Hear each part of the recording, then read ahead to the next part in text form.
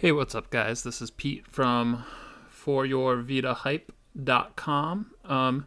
Today I am taking a look at Dungeon Hunters Alliance on the Vita. Except I'm not just looking at it on the Vita. I'm actually taking a look at all three versions that exist. Actually, there's a fourth version. There's a Mac version, which I didn't even know until I started researching this project. Evidently, it is on the Mac store. So this was my introduction to the Dungeon Hunter series. If you don't know what it is a Diablo clone made by Gameloft, who are famous for making clones of everything. I typically do not like Gameloft games. There's been two that I have enjoyed. One being this Dungeon Hunters. The other being their Everybody's Golf ripoff, or their Hot Shots Golf ripoff, called Let's Golf, I believe. Though they have ruined both of these franchises by going to this free-to-play model, which actually ends up costing way, way more to play it than it did in the old days. This is the first one. This is the one that the PS3 and Vita versions are based off of. Though I would say more inspired by, because the games are different. It's the same story, as meager of a story as it is, and it's the same concepts and whatnot, but it is the level. So, as you see here, this is an $8 iPad game right now. It looks okay, it's not terrible. It's kind of clunky in the combat. The main problem with it is that you're controlling it on screen, and on screen controls are terrible. That's not to say that I don't like touchscreen games. I do, but I like games that are designed for touchscreens, not games that have virtual, D-pads and buttons and stuff. So controlling this game is a chore. So I never got particularly far in it. I was like, oh, neat, this is actually a decent kind of game, though very generic. But I still didn't stick with it very long. So as you see here, I am slicing through dudes pretty well. But it's clunky and it's not that great. So eventually they decided to port this to the PS3, and I'm not sure why it hasn't come out on XBLA. It would be weird to me if Sony money-hatted them, as the kids say, because Gameloft isn't worthy of such a thing. But or maybe XBLA has strict rules about coming out on there first. Maybe it has something to do with that. So yeah. This is about to wind up here in a second, and it's about to hop into the PS3 version, which is basically going to take you through the same thing. You're going to see the same part in all three games, and then I'm going to show the Vita and the PS3 versions side by side, and give a little bit of commentary along the way. There's me turning off my iPad. All right, here's the PS3 version. I am going to create a new character. I'm not going to use Pooper. I did have higher level characters. I was actually quite far in this game, but my hard drive crashed and I had to wipe everything on it. And it wasn't something I had backed up. I wanted to name him Fartsworn. I thought that would be a great name. Great as in not good, but it was too many letters, so I went with Fart Side instead. I don't even know what that means. But as you can see, it obviously gets a visual upgrade from the iPad version. When this version came out, I want to say that it cost $12.99. I think it's $9.99 now. I could be wrong about all of that. I get mixed up, especially with PSN prices, because I do have PSN Plus, and then so it might have been $15 and it cost $12 to me because I had, but I remember spending $12 on it. which for only being $5 more than the average or the normal price of the iPad version seems fine with me.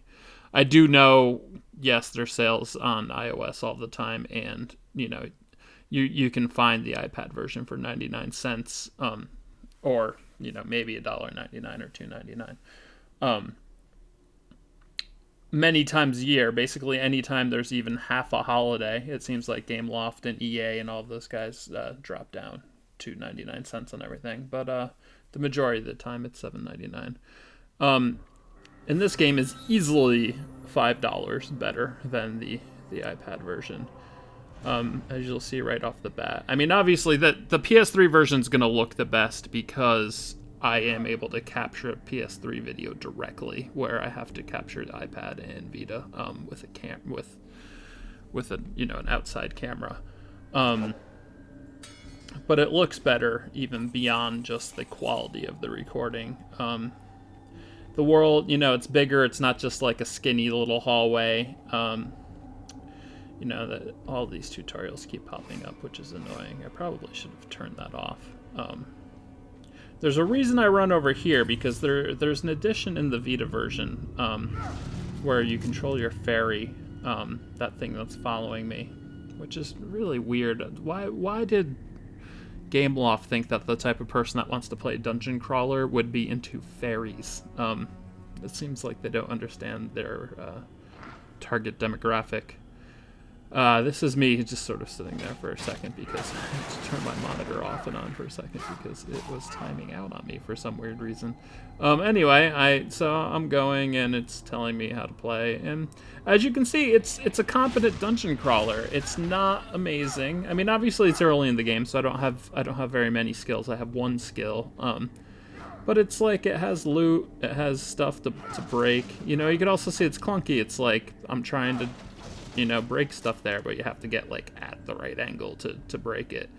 But it looks good. I mean, it's not amazing, but it looks decent. You kill guys, they drop gold and loot, and you go and do quests, and it does what it's supposed to do. It's not, Diablo 3 doesn't have anything to worry about in May. Torchlight 1 and 2 don't have anything to worry about. The Sacred franchise doesn't have anything to worry about. But I went into this on the Vita thinking it was a complete waste of money at $40, and it's hard to argue otherwise. I don't know why this version is, $12.99 or whatever it is, and then the Vita version is $40. I mean, I do know why. It's because they can get that from us. They have added some things to it, but not enough to warrant that big of a price hike. At the very, very least, it should have been $29.99. I mean, I can understand them not wanting, I mean, there were plenty of launch games, like Plants vs. Zombies and stuff that came out at, as you see, this is the same boss as the iPad version, but the iPad version was like right down the first hallway. So they definitely aren't the same game. They're just very similar. But yeah, so I mean, I can understand that they felt like they can get more than the $15 or the $10 price point. But there was a lot of games at $29.99. Why in the world did they put this at $39.99? I mean, well, I know why. Like I said, because people buy it. Hell, I just bought it. So here I am. I'm creating a new guy. As you see, I have the M team before Martin, Mick, and Malcolm. Those are the guys I'm working on. And so I'm making a new guy, LOL Cats, here, so to check out the Vita version. Obviously, the colors and everything aren't going to pop in as much because I'm recording this with a camera. As you can see, this has the opening, which was in the other one. It looks even better. It doesn't, this opening isn't in the PS3 version, which is odd. I skipped it, though, but who cares? I mean, at the end of the day, who cares about the opening? Who cares about the story? The story is sort of nonsensical. You're a dead prince that came back to life, and your former lover is now queen, and you have to kill her or something. I don't know. Basically, grab a sword and go kill 10,000 guys. collect much gold and get better loots is the point. So, like, I bought this having played both versions before this. I really didn't want to spend $40 on it, but the more I thought about it, the more I was like, it would be cool to have a dungeon crawler on the Vita and whatnot. And while I cannot tell somebody that they should go spend $40 on this. It's impossible to say that. Here's all the stuff popping up. Because of the fact that it's so cheap everywhere else. But what I can say is I'm easily getting $40 worth of entertainment out of this. I mean, this is where price point becomes a really weird thing that's kind of hard to quantify. As you can see, in this version, you can control your fairy, you can move it around, and your fairy can find magic, or not magic, but like hidden treasures, and it gets this little exclamation mark over its head, and then you have to sort of move it around until it finds the hidden treasure, and then it pops out, and then it's like, yay.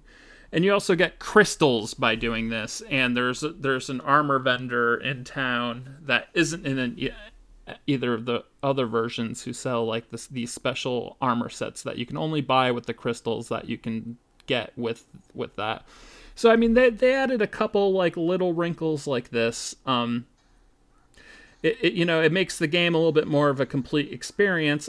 I felt like too that I did a couple side quests that I don't remember being in the PS3 version. That could be my faulty memory. That could be that there's new side quests. I don't know. But there is a bit more to it, but obviously not enough to jump from $12 to $40. But like I said before,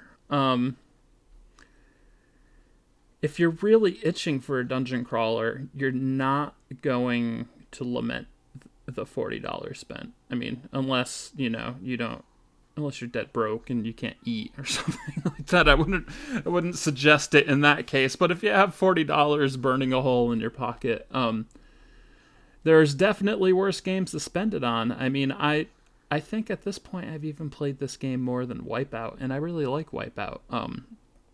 There's just something, it's the formula, and that has nothing to do with the game. It has nothing to do with Gameloft. It has nothing to do with Ubisoft. It has nothing to do with any of that. It's just the formula of run around, kill things, get loot, level up, get quests, hand in quests, is awesome. It's still awesome. It was awesome in the late 90s, and it's awesome in 2012. It's still a lot of fun.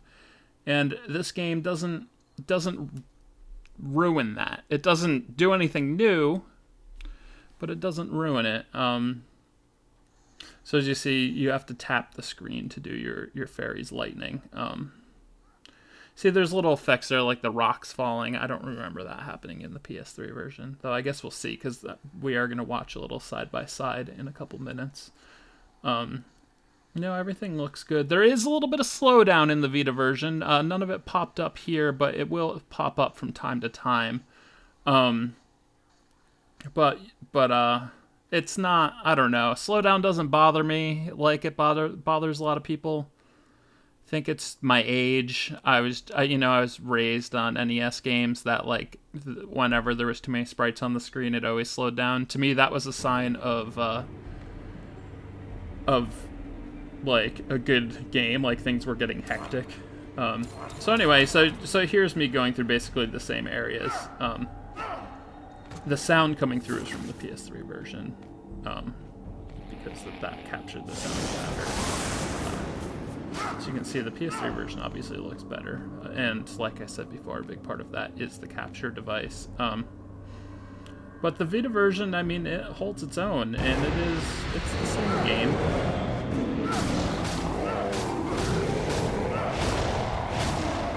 If you really just want to play this game and you own all three devices, get it on the PS3. That is the best quality to money ratio. If you are itching for a dungeon crawler on your Vita, I suggest it. If you only have an iPad, even then you can probably skip it. It just, games like that just control like crap. So anyway, screen's black, movie's over. foryourvitahype.com. Thank you for watching, and see ya.